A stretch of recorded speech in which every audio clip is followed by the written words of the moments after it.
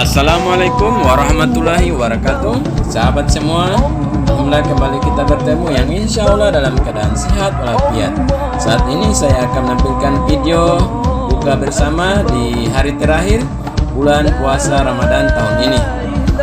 Dari suasananya nampak kelihatan bahwa buka bersama hari ini seperti biasanya agak sunyi karena orang yang beri buka puasa sudah agak berkurang karena semakin sibuk untuk persiapan lebaran pada besok hari.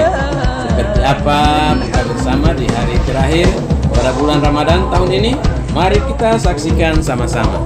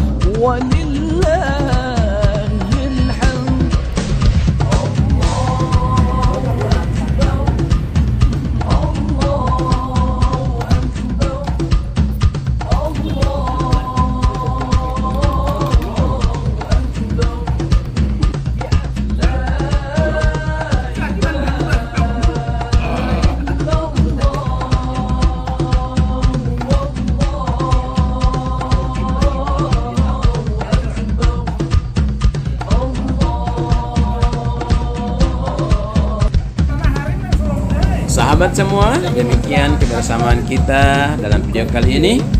Dan sebagai akhir dari video selama bulan Ramadan, saya ucapkan minal aidin wal faizin, mohon maaf lahir dan batin. Insya Allah kita akan bertemu di lain kesempatan. Assalamualaikum warahmatullahi wabarakatuh.